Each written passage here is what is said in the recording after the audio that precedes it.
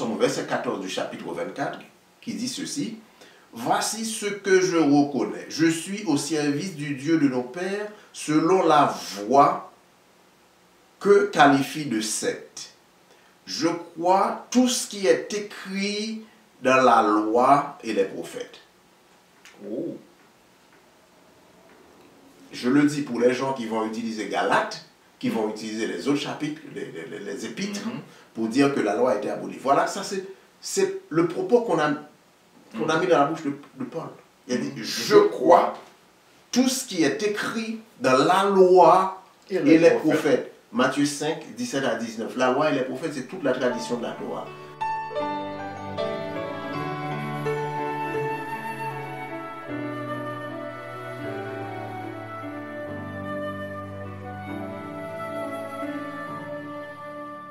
Si j'ai commis quelque injustice ou quelque crime digne de mort, je ne refuse pas de mourir. Mais si les choses dont ils m'accusent sont fausses, personne n'a le droit de me livrer à eux. J'en appelle à César. Alors, Festus, après avoir délibéré avec le conseil, répondit, « Tu en as appelé à César, tu iras devant César. Vous connaîtrez la vérité et la vérité vous affranchira. » Bienvenue à notre 12e présentation pour ce trimestre. Comment a été votre semaine? Plutôt bien. Beaucoup de choses sur la table, un peu de retard dans certains dossiers, mais ça va. Comment ça a été pour toi? Une semaine difficile et fatigante puisque Martine n'est pas là. Elle est en voyage pour prendre soin de sa mère convalescente. Nous espérons que ça va aller dans les prochains jours et elle va revenir pour nous prêter main forte. Voilà. Puisque non seulement on a besoin d'elle à la maison, mais aussi à la technique. Aujourd'hui, nous faisons deux jobs. Voilà. Le job de caméraman et aussi de présentateur. Voilà. Alors, on va voir comment ça va se passer. Et les auditeurs vont nous dire si ça a été bien fait ou non. Formidable. Yeah. Avant de commencer notre présentation, est-ce que vous pouvez nous conduire dans la prière? Bien sûr. Créateur tout-puissant, sauveur de l'univers, nous nous remettons entre ta main entièrement en cet instant, t'invitant à venir dans notre vie, à prendre le contrôle de notre cœur, qui est tortueux et méchant par-dessus tout. Aide-nous, par ton esprit, à découvrir ta vérité et à marcher dans ta vérité. Nous cherchons ta face. Plusieurs dizaines d'amis, de plusieurs centaines d'amis, et non, des frères et des sœurs partout dans le monde. Nous voulons découvrir ta vérité, nous voulons te servir, s'il te plaît. Viens, révèle-toi à nous et glorifie-toi dans nos vies, dans la vie de nos amis et dans la vie de Martine, de sa mère, qui ne se porte pas bien. Alors, je la recommande à l'Odama. Tu vois comment elle t'aime, comment elle s'intéresse à toi, comment elle-même, elle nous posait des questions aussi. Et nous faisait des remarques aussi constructives. Nous te supplions de la toucher et de remplir sa vie de tes bénédictions. Viens, Père, nous aider et de glorifier de tout ce que nous faisons, de tout ce que nous disons, nous te prions. Alléluia. Alléluia. Encore une fois, chers amis, bienvenue à notre présentation. C'est la présentation numéro 12 et le titre, on a choisi ensemble, Paul en appelle à Néron. Alors, nous avons choisi et nous l'avons lu, acte 25, 11 à 12, c'est nos versets de méditation pour la semaine. Mais avant de passer dans la présentation d'aujourd'hui, nous voulons saluer quelques amis, ceux du Cameroun. Nous voulons saluer une personne spéciale qui nous a contactés la semaine passée, à savoir le pasteur Noé du Mali. Nous voulons saluer tous ceux qui ont intégré le groupe WhatsApp cette semaine et tous ceux qui ont montré de l'intérêt pour faire partie de ce groupe. Nous aimerions aussi saluer notre sœur Patricia qu'on n'avait pas entendue depuis longtemps. Oui, on se demandait où elle était passée. Oui. elle le soutenait tellement par ses commentaires, Ouais. ses interventions, je dirais. La sœur Patricia Zokli, il y a aussi Patricia Cassilde. J'ai toujours dit Cassilde, mais c'est Cassilde. Ok. Je lui ai parlé aussi la semaine passée. Des Antilles, de la Guadeloupe ou de la Martinique? De la Martinique. Ouais. Mes salutations à ce Et vous avez quelques personnes aussi à saluer de Montréal, par exemple, non? Oui, la famille Jean-Pierre. Ok. C'est des gens qui nous supportent par leurs commentaires et par leur amitié, leur fraternité. Il y en a d'autres aussi. Mais il y a un frère particulièrement qui nous a fait le plaisir d'un bon commentaire. Je pense qu'il est au Mali. Oui. Et qui avait l'impression qu'autour de cette table, nous avons intégré dans nos commentaires une préoccupation de faire du bashing. Est-ce que c'est français? Je ne sais pas. C'est-à-dire qu'on déshonore ou bien qu'on descend les pasteurs. Non. J'ai des amis qui sont pasteurs, je l'ai dit à plusieurs occasions. Je félicite plusieurs, il y en a qui m'inspirent beaucoup, qui sont bien informés, et qui font des rappels très diplomatiques auxquels les gens ne portent pas souvent attention parce qu'ils sont absorbés par l'idée qu'ils ont la vérité. J'ai beaucoup de respect pour eux, ce sont des gens qui font de leur mieux. Je n'ai aucun manque de respect à témoigner à leur égard. Même si par hasard tu trouves quelques-uns qui sont pris de faux ailes et plutôt jeunes, qui dans leur orgueil pensent savoir quelque chose. Mais la majorité, la très grande majorité, c'est des gens très respectables que moi je respecte, mes amis. Non, il n'y a pas de bashing de pasteur, on ne fait pas ça. Il n'y a pas de bashing de personne en réalité. Donc ne faisons pas ça, nous examinons des questions liées à la doctrine du christianisme, c'est tout. Alors il y a des désaccords au long de la ligne, mais nous ne voulons pas. D'ailleurs, il faut dire, nous utilisions pendant longtemps la brochure, le guide d'études de l'Église adventiste, mais à un certain moment donné, on voit que les gens qui sont devenus hypersensibles, même venant en studio, moi je ne regarde même pas plus. Alors, je pense que c'est un manque de probité intellectuelle que de ne pas consulter des sources disponibles pour ne pas répéter indûment les autres. Mais par contre, pour protéger les âmes sensibles, nous ne regardons pas, nous ne voulons pas faire du bashing, nous n'attaquons pas des individus, nous n'attaquons pas des doctrines, nous n'attaquons pas des groupes, nous examinons ce qu'on nous a donné. Et je pense que nous avons le droit d'examiner pour voir si c'est conforme à la volonté du Tout-Puissant. Voilà. Et puis ce que nous sommes en train de faire ici, et comme vous l'avez dit, nous ne sommes pas là pour démanteler un système, nous sommes là pour essayer de réveiller, disons en quelque sorte, la curiosité des gens. Parce que souvent, on prend pour acquis tout ce qu'on nous donne, sans même faire nos recherches, nos propres recherches. C'est toujours bien d'aller, de voir les choses d'une autre façon, aussi d'examiner les choses ensemble. Voilà. Nous avons quelques questions que nous avons reçues la semaine passée. La première, bon, c'est pas une question, c'est plus un commentaire de notre frère Eugène. Bonsoir à tous, depuis plusieurs mois, j'écoute et regarde vos émissions. Votre approche est pertinente et vos recherches poussent à étudier davantage. Je pense que vous gagnerez en efficacité si vous faites des études sur des sujets précis et pas seulement comme support de base le manuel d'études de l'école du sabbat, comme le sabbat luno-solaire, la prophétie de 2300 soirs et matins, les contradictions des 4 évangiles. Pourquoi ne pas prier au nom de Yahushua?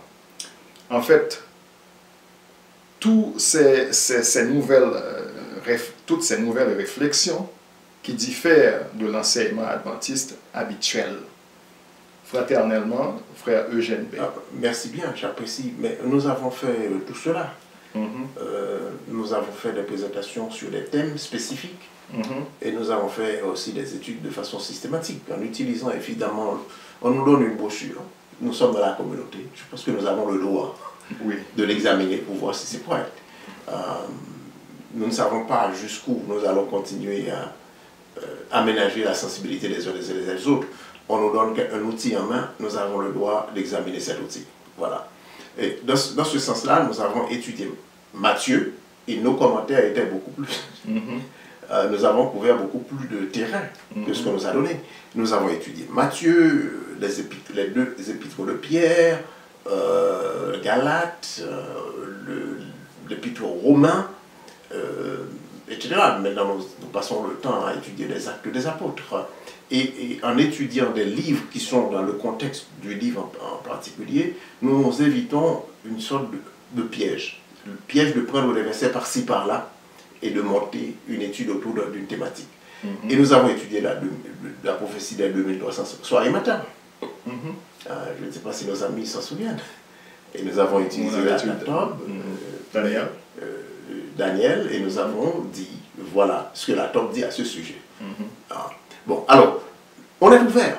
On est ouvert. Et encore une fois, merci. Nous prions en louant le Tout-Puissant parce que c'est comme ça que Yeshua a montré à ses amis, à ses disciples à prier, non?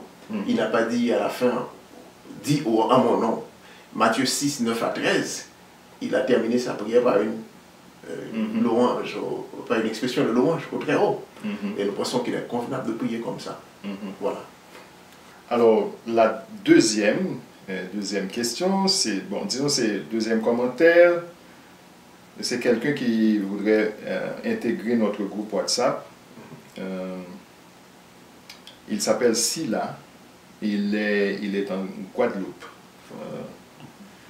Salut à notre frère ou à notre sœur, Sila, qui vit en Guadeloupe, qui nous suit de temps en temps.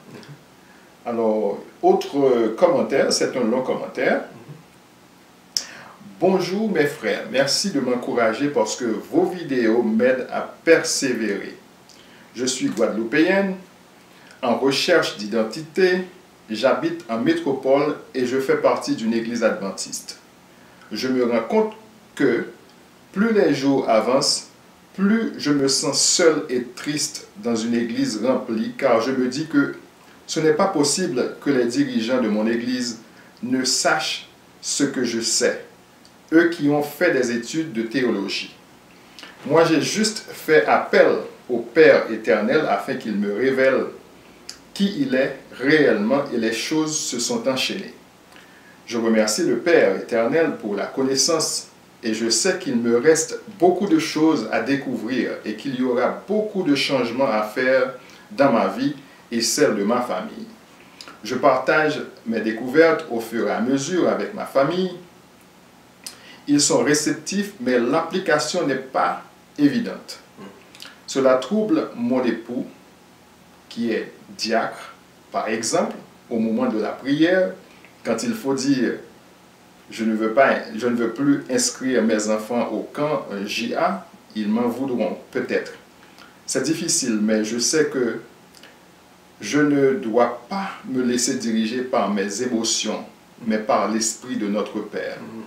Ce matin, lors de la leçon de l'école du sabbat, ils ont tourné autour de la circoncision sans vraiment l'aborder. Ils sont passés de la circoncision physique à la circoncision de cœur, à l'unanimité. Mes questions sont, à quel moment que Fils du Père a dit qu'il avait aboli la circoncision de chair pour le remplacer à la circoncision de cœur? Pourtant, il est écrit dans Genèse 17, 10 à 13, que mon alliance sera marquée dans votre corps comme une alliance qui durera toujours. Le Fils est-il contre son Père? De plus, lui-même a dit, je ne suis pas venu pour abolir la loi, mais l'accomplir. Pouvez-vous m'éclairer? Il serait peut-être intéressant qu'un jour vous fassiez une vidéo sur les lois. Quelles sont-elles? Et qu'est-ce qui a été aboli? Vraiment, soyez bénis mes frères pour votre travail. Je n'oublie pas Martine, je suppose que cela ne doit pas être évident pour vous aussi avec certaines personnes de votre entourage. que le Père éternel vous accorde la santé, la joie et vous sanctifie corps, âme et esprit afin que son esprit vous guide. Avec beaucoup de connaissances, cela entraîne beaucoup de souffrance. Tout à fait. Ecclésiaste 1, 18. Mais notre victoire est dans le Père. Ce long commentaire et question est de notre sœur Myrna. Mima.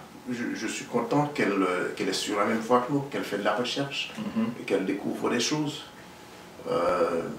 Nous sommes une communauté de partage qu'elle partage avec nous. Mais par contre, à sa question spécifique concernant la circoncision, écoutez, la circoncision n'a jamais été abolie par Yahushua. Il n'y a pas de... Il a été circoncis, tous les apôtres, tous les disciples, disons, ont été circoncis. Il n'y avait pas d'abolition de circoncision. Regardez bien, on a bien pris le temps d'insister sur le chapitre 21 des Actes, où les frères, les anciens, vont dire à Paul, écoutez, on a entendu que tu as prêché aux gens d'abandonner la pratique de la circoncision de leurs enfants. Tu dois entreprendre le rituel de purification. On va toucher à ça maintenant. La circoncision n'a jamais été abolie. C'est juste dans l'esprit des païens, les Européens, qui ont voulu abolir ça en insérant la circoncision partout dans les écrits qu'on attribue à Paul. Mais ça n'a jamais été... Il n'y avait pas d'abolition à aucun moment de l'histoire. Et la circoncision, il faut que les amis soient clairs là-dessus. La circoncision a toujours été une affaire de cœur. Vous ne pouvez pas vous circoncire dans la chair si vous ne croyez pas au Tout-Puissant, au Très-Haut qu'il a donné. Disons, vous ne pouvez pas appliquer ce rituel si vous n'êtes pas un croyant, si vous ne le respectez pas. Et puis, surtout, ce sont des enfants qu'on... Ah ben non, partout. Abraham, il était bien âgé. Hein. Dans ce sens-là, oui. On peut circoncire des adultes aussi qui n'ont jamais été circoncis. Oui. Alors, pour les enfants, ce ne sont pas des enfants qui croient, mais leurs parents qui croient en ça aussi, en faisant... Oui. C'est pour une communauté de croyants, de gens qui sont en admiration, qui respectent le Tout-Puissant. Donc, en ce sens, ça a toujours été une affaire de cœur. Et c'est pour ça qu'on doit continuer par respect pour le Tout-Puissant. La loi n'a pas été abolie. Est-ce que cela veut dire à aucun moment? Parce que même avec Yahushua,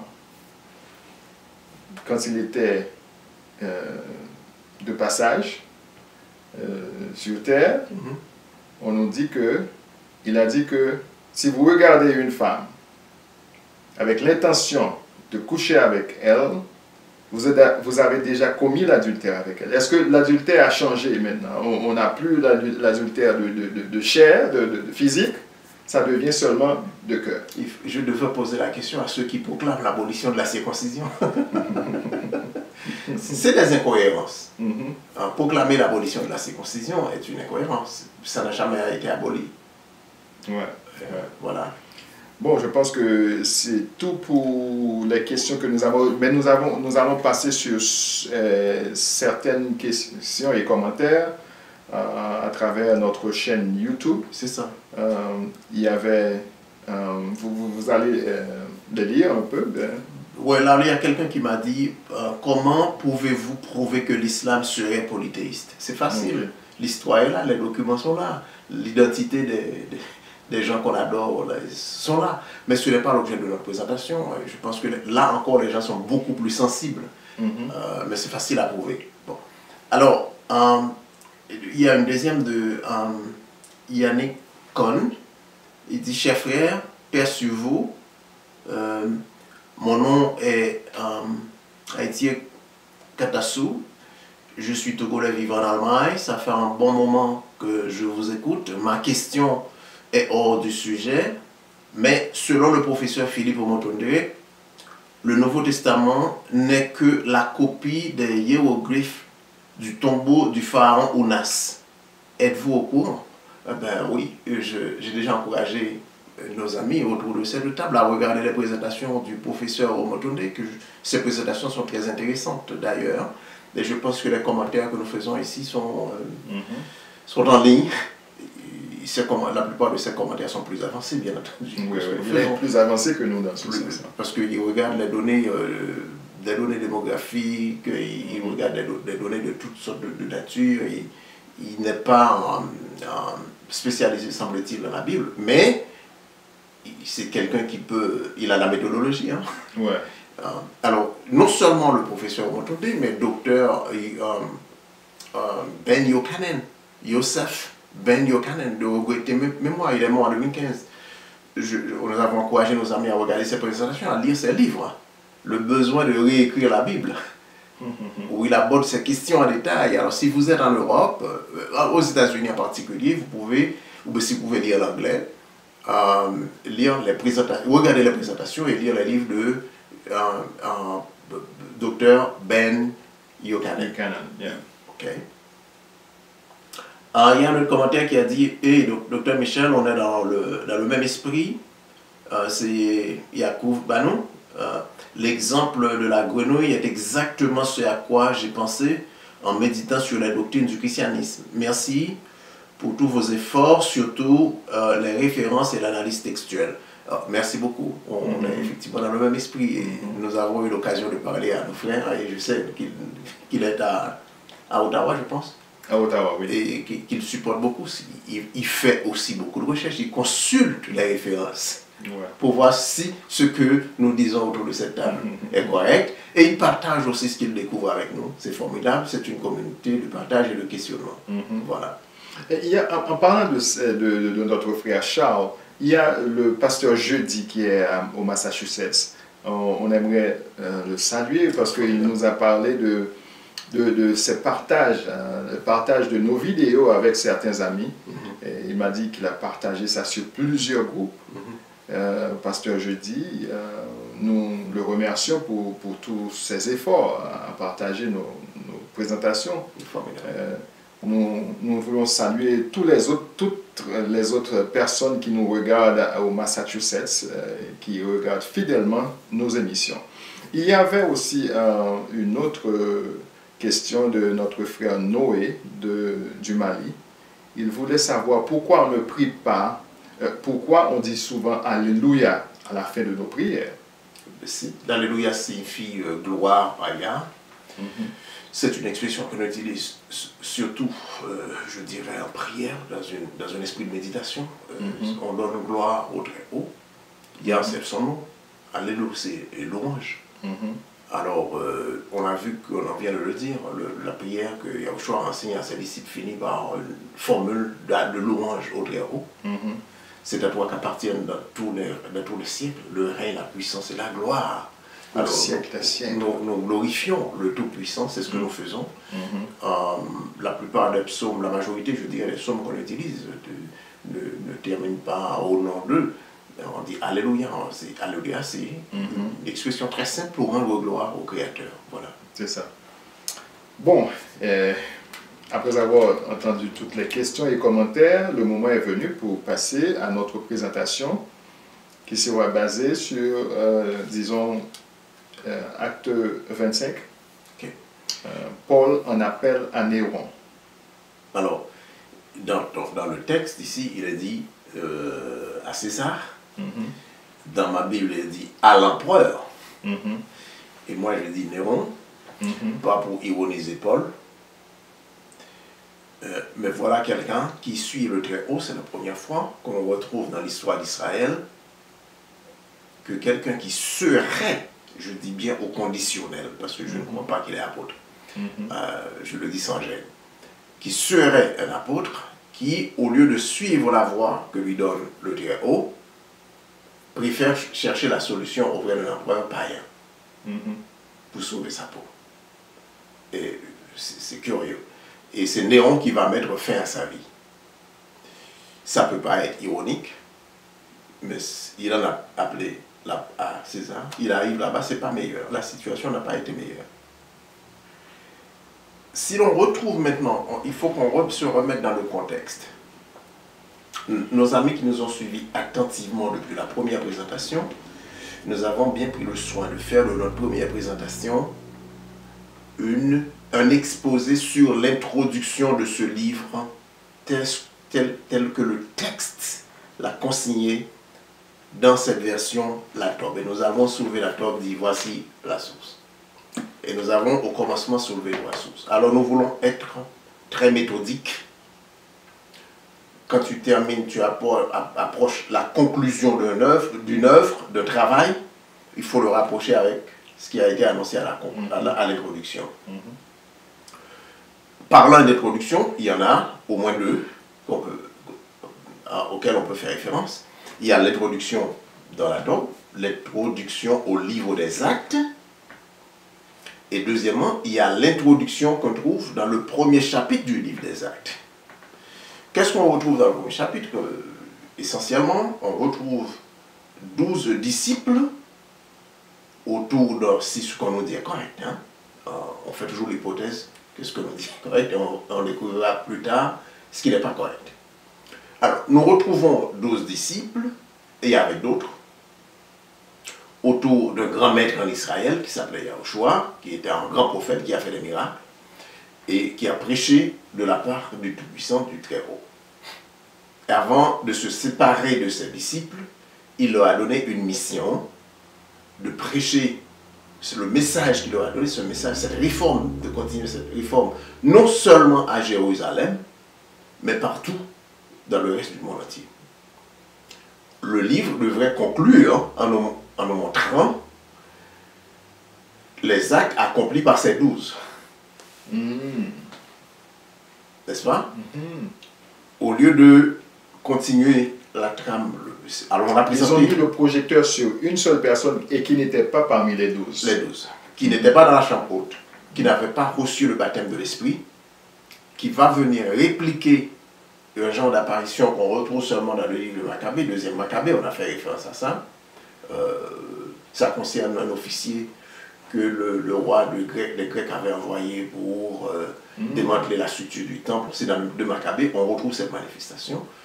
Que la plupart des théologiens qui sont bien informés vont te dire effectivement, c'est ça qu'on va retrouver, que Paul va présenter comme sa vision, qui sont présentés dans 3 chapitres différents du livre des Actes, chapitre 9, chapitre 22, chapitre 26, et avec des contradictions. Donc, quelqu'un qui est coincé, qui fait des choses un peu à l'envers, quand on le coince, qui a dit « Ah, j'ai eu un rêve ». C'est pour ça que je l'ai apprécie sur les autres. L'introduction du livre des Actes nous a dit que ce livre est truffé de merveilleux. L'auteur se donne, ou bien les auteurs se donnent des libertés rédactionnelles. C'est là de la Tobe, hein? J'utilise la Tobe. Alors, on va retrouver, au lieu de retrouver la conclusion du livre en faisant parallèle avec ce qui a été annoncé à l'introduction, au premier chapitre, on va retrouver la disparition totale de ces 12. Ils ne sont plus dans ce qu'on dit en anglais, ils ne sont plus dans le picture, ils sont plus dans le décor. N'est-ce pas? Et on retrouve un gars qui n'était pas là, que les païens vont mettre de l'avant parce que le livre est écrit par un païen qui a entamé un processus de désisraélisation, de déjudaïsation, et qui va créer ce personnage de Paul, de toute pièce, et nous montrer ses exploits sur fond de contradiction. Est-ce que cela veut dire que...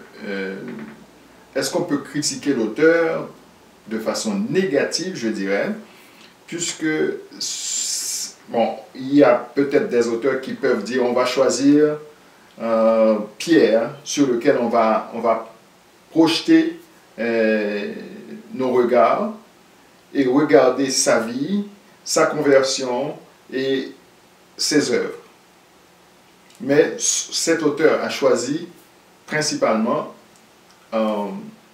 Paul, quelqu'un qui n'était pas dans le groupe, parce que c'était tellement extraordinaire ce qui s'est passé, sa vision sur la route de Damas. Est-ce que c'est peut-être pas ça qu'il était en train de faire? Il faut trouver une porte d'entrée. Et nous l'avons titré à l'époque l'entrée en scène de Paul. L'entrée, c'est cette vision, cette conversion extraordinaire, et puis désormais le zoom est fait sur Paul. Est-ce que les choses qui sont dites là les actions qui sont posées ont été posées par Paul?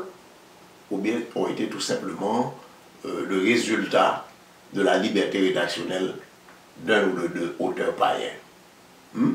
Bon, le doute persiste et le doute est fondé, en tout cas. Nous questionnons. Maintenant, ce qu'on retrouve particulièrement ici, si on veut descendre maintenant dans le fond du sujet, c'est qu'on nous a montré, nous avons discuté Acte 21, nous avons passé 2 semaines à discuter de Acte 21 et les inconsistances. Et Paul, dans le temple, quand il allait faire son sacrifice, introduisant des étrangers, nous savons ce que les Grecs ont fait dans le temple. Introduire des Grecs dans le temple était un acte de trahison. Et nous avons déjà étudié le seul récit qui nous donne ce que les Grecs ont fait dans le temple de Jérusalem. Ce seul récit-là est interdit par la théologie chrétienne. Les Maccabées, dans le livre des Maccabées. On vous dit que c'est apocryphe. Pourquoi c'est apocryphe? Ils ne peuvent pas le dire. L'auteur est connu, ou bien les auteurs, si vous voulez. Ils sont connus. Les faits sont vérifiables. Mais ils vous disent, non, ne le lisez pas, c'est parce que c'est apocryphe. OK? Et puis les gens croient que c'est apocryphe. Ils ne veulent pas lire. OK? Alors, en prière, on va découvrir des choses comme la sœur nous a dit à Paris. Alors, on est parti. Paul est allé, il a suivi le rituel de purification, il a fait le vœu de Naziréen. Et au 7e jour, et n'oubliez pas, on a parlé de 3 offrandes. Première offrande qu'il fallait offrir. Alors, il était à la dernière offrande. Et on va voir qu'il va le confirmer ici. Parce que nous portons le regard sur les chapitres 23 à 28 aujourd'hui, rapidement. Bon, alors, on va retrouver Paul qui a été arrêté. En fait, arrêté dans le contexte de ce qu'on appelle la Pax Romana. Les Romains étaient excellents, nous dit l'histoire, dans l'établissement de l'ordre public. Ils sont intervenus, ils ont dit que ce gars est en train de profaner nos temples, faire tout ça. Ils l'ont mis dans la forteresse, dans la prison, ils l'ont gardé là. Et tout d'un coup, on va voir qu'il y a un complot. Un petit jeune, apparenté à Paul, un neveu, est venu lui révéler ça, et puis le gouverneur va le transférer à Césarée. Et quand il est arrivé là, nous sommes au chapitre 24, il va plaider sa cause. Quand le gouverneur l'a invité à parler, regardez, nous faisons un grand saut, et nous sommes au verset 14 du chapitre 25, du chapitre 24, excusez-moi, nous sommes au verset 14 du chapitre 24, qui dit ceci: voici ce que je reconnais. Je suis au service du Dieu de nos pères, selon la voie que qualifie de secte. Je crois tout ce qui est écrit dans la loi et les prophètes. Oh. Je le dis pour les gens qui vont utiliser Galates, qui vont utiliser les autres chapitres, les épîtres, pour dire que la loi a été abolie. Voilà, ça c'est le propos qu'on a mis dans la bouche de Paul. Il a dit, je crois tout ce qui est écrit dans la loi et les prophètes. Matthieu 5, 17 à 19. La loi et les prophètes, c'est toute la tradition de la Torah. Ce que les gens vont discerner depuis que je pense que peut-être qu'il a fait, il a dit, bon ben, la loi cérémoniale a été abolie. La loi et les prophètes, c'est l'ensemble des instructions. Et Paul vient justement d'accomplir un acte dans le temple qu'on pourrait qualifier de loi cérémonielle, que les gens nous disent qui sont abolis. Je crois tout ce qui est dit dans la loi et les prophètes. L'ensemble des instructions, les cérémonies et tout. Et en vous écoutant parler de ça, si les gens se débarrassent de tout fanatisme religieux, qu'ils se débarrassent disons, de leur doctrine, puisque quand on parle de doctrine, chacun défend sa doctrine, ils vont comprendre. Ils vont comprendre. J'ai écouté cette semaine une personne qui discutait un petit peu avec moi en disant, comment fait-on pour savoir ce que vous êtes en train de dire maintenant, c'est la vérité? Où est-ce que vous avez trouvé tout ça? Nous ne disons pas que nous détenons la vérité. Nous recherchons et nous sommes en train d'utiliser l'outil qui a été donné qu'utilisent toutes les doctrines religieuses, disons les doctrines chrétiennes, pour montrer l'inconsistance ou bien l'amalgame. Puisqu'on nous parle, on nous montre que c'est Paul même qui est la base, pas le Christ qu'on nous présente, qui est la base de l'Église chrétienne. C'est Paul qui vient avec ses doctrines. La doctrine chrétienne est fondée sur Paul. Sur Paul. Alors, regardez ça, au verset 17, Pierre. Après de longues années, Pierre, ça c'est Paul qui fait sa dépense, hein, Pierre. Après de longues années, j'étais revenu apporter des aumônes à mon peuple, ainsi que des offrandes. C'est alors que l'on m'a découvert dans le temple au terme de ma purification, et il n'y avait ni attroupement, ni tumulte. Pourquoi il devrait faire sa purification puisqu'il a été déjà purifié en Jésus-Christ? Voilà. C'est ça les disciples, les prédicateurs de Jésus qui vont devoir nous répondre. Pourquoi lui, Oui. le défenseur par excellence de, entre guillemets, ce Jésus-Christ, Ouais. il a été autant pour suivre le rituel du Naziréen qu'on a présenté la semaine passée. Et on l'a Et même qui accusé implique- d'être un naziréen, quelqu'un qui est chef de secte, de la secte des Nazaréens. Voilà. La secte de Nazaréen, peut-être qu'il faisait allusion à ce Jésus de qui est né à Nazareth. Nazareth. Ouais. Mais le Naziréen, c'est autre chose, c'est ce qu'on a expliqué la semaine Ouais, passée. Parce que la loi du Naziréen se trouve dans le nom au chapitre 6, alors qu'on a présenté. Alors voilà Paul qui défend, qui dit « Je suis revenu faire les aumônes et faire mes offrandes ».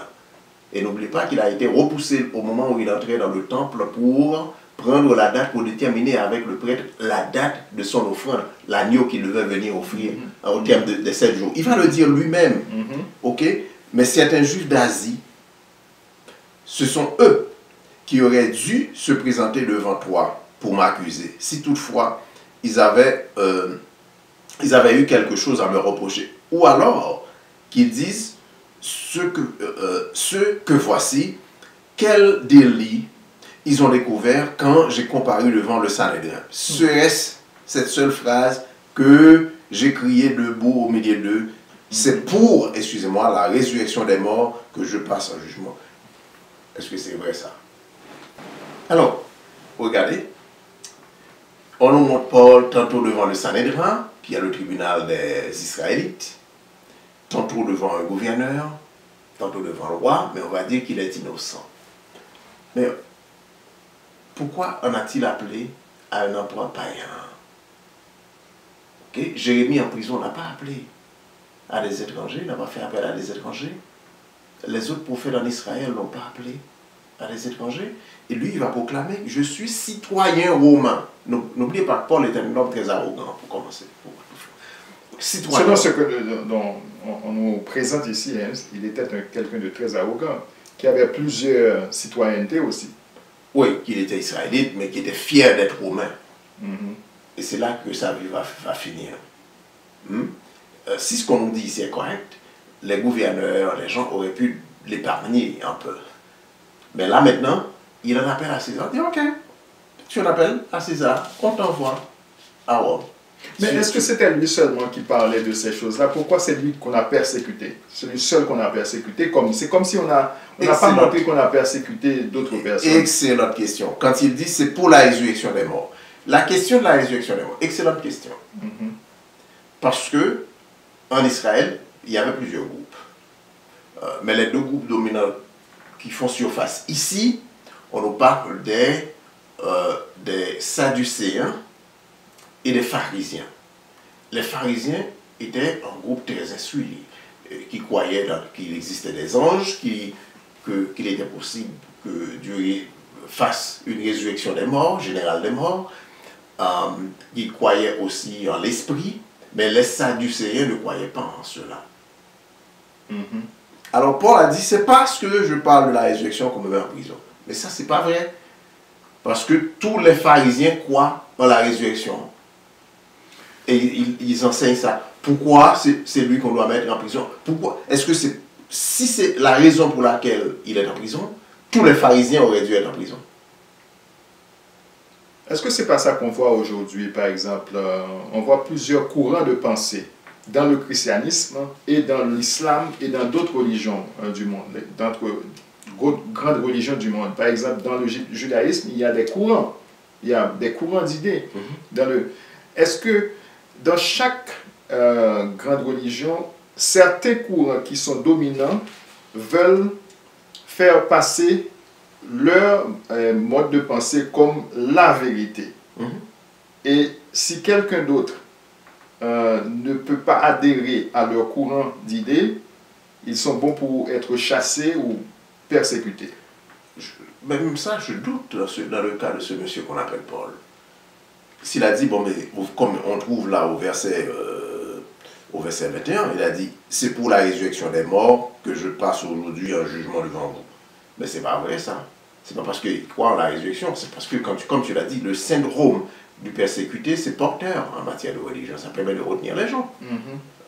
On a l'impression d'être persécuté, même quand on fait des erreurs, on dit, bon, mais c'est la persécution. Bon, je ne dis pas que la persécution n'existe pas, il y en a vraiment, il y a des gens qui sont persécutés.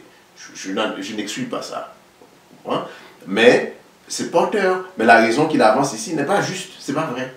Alors, mais est-ce que c'est un problème aussi si quelqu'un cherche secours auprès d'un païen, celui qui ne croit pas comme lui? Vous avez dit que Jérémie n'avait pas cherché secours auprès des païens. Mais pourquoi c'est un problème si on cherche secours chez les païens, puisque lui, il était quand même, les païens dominaient? Non, c'est une inconsistance, parce que c'est pas parce que les païens dominaient, c'est une inconsistance dans ce personnage qu'on a monté de pièces tout d'un coup devant nous. Les productions, la fin du livre, on s'approche vers la fin, ne montrent pas de cohérence avec le commencement. Où sont les 12 qui ont reçu la mission, qui ont même été baptisés de l'Esprit pour aller prêcher? Où sont-ils passés? Où sont-ils passés? Quels sont les actes qui sont posés? Pourquoi le zoom est fait seulement sur Paul? C'est là qu'on va retrouver Marcion, on va retrouver la trace de Marcion et son courant de pensée qui va durer longtemps après sa mort. Manipuler les choses, réécrire les choses pour inventer ce christianisme païen. C'est monter la base du christianisme païen en rejetant Israël, et ce qui va persister jusqu'à aujourd'hui.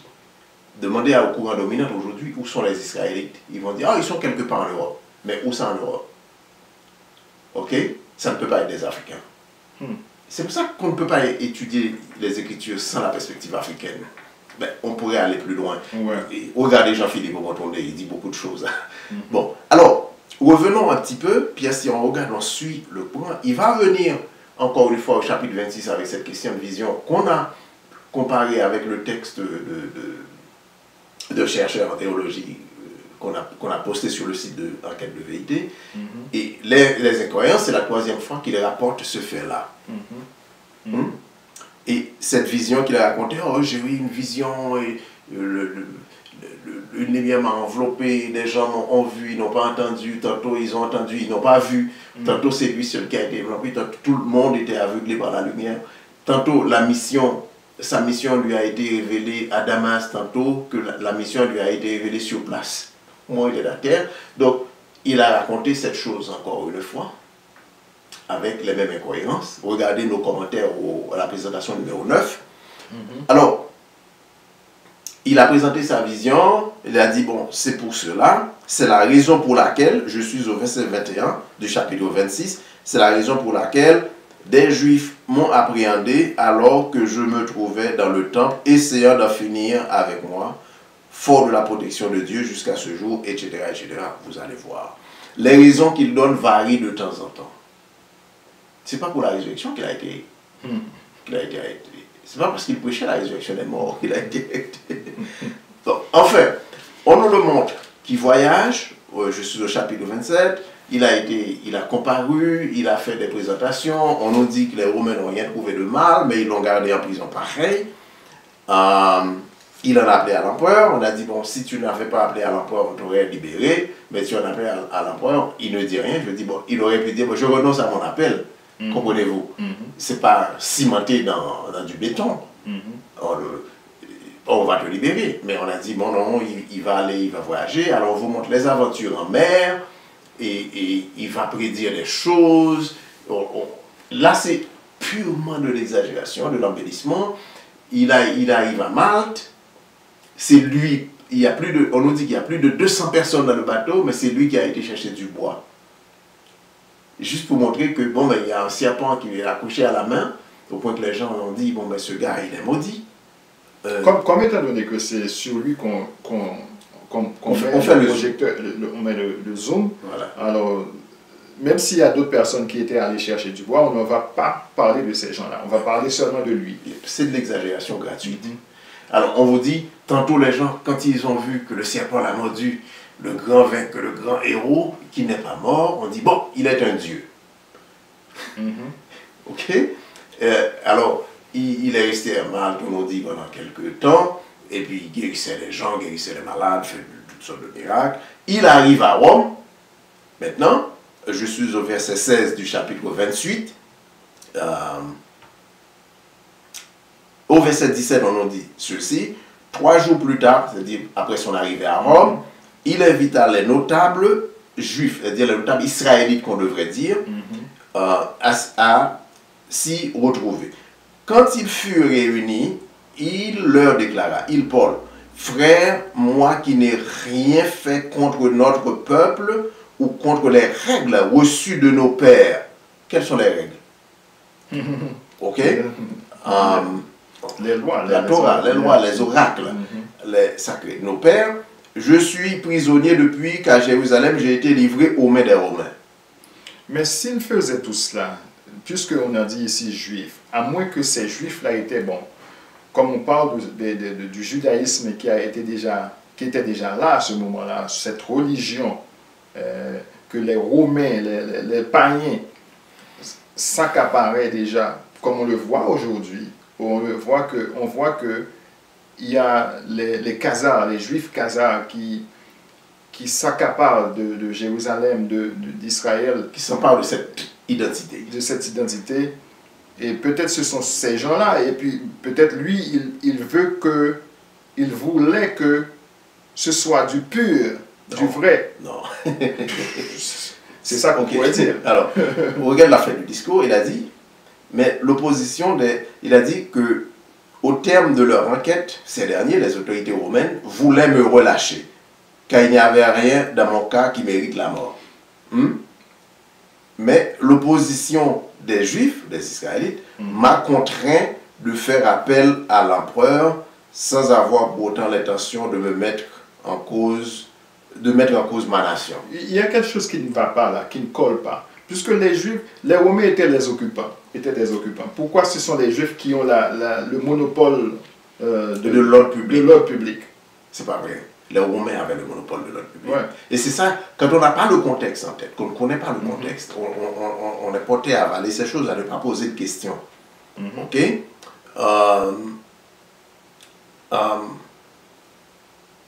On voulait le frapper.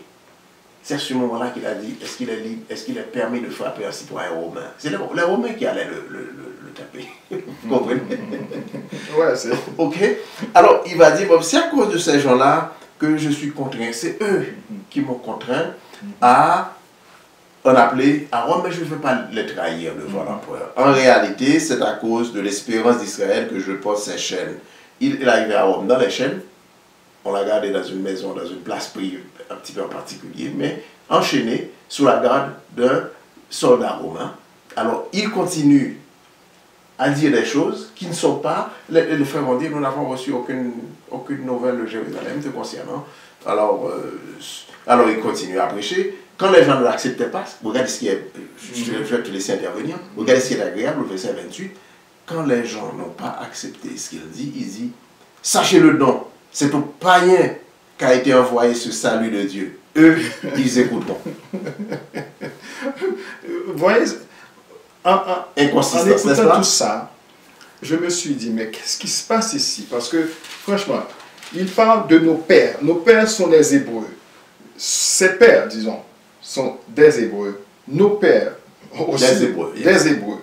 Si ce sont des Hébreux, et puis maintenant, quand on va vous frapper, vous dites, on ne peut pas frapper un citoyen romain. Je sais que vous êtes, bon, peut-être il a changé, comme nous autres, nous sommes d'Haïti, nous ne sommes pas nés au Canada, mais nous avons le passeport canadien. Mais aujourd'hui, si on va me persécuter pour quelque chose qui a rapport avec disons, mon pays, je ne veux pas brandir. Si je prends parti pour mon pays, mon pays natal, je ne vais pas brandir le passeport canadien puisque je parle de mon pays maintenant.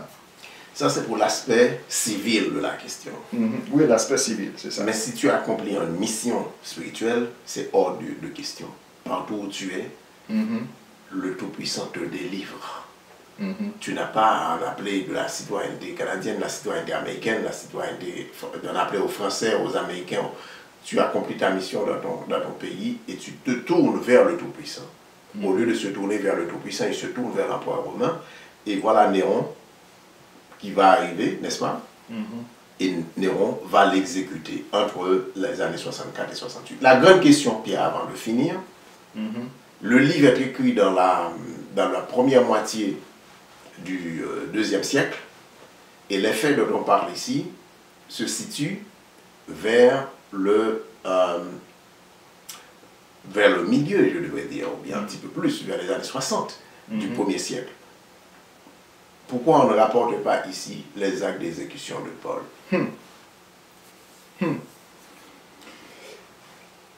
En tout cas, je ferme ce questionnement en rappelant qu'en Israël, et même parmi les Khazars qui s'attribuent l'identité israélite aujourd'hui, Paul, parmi ces gens, parmi les disciples d'Yahushua, Pierre, Jacques, Jean, Paul était considéré comme un faux prophète, un faux apôtre.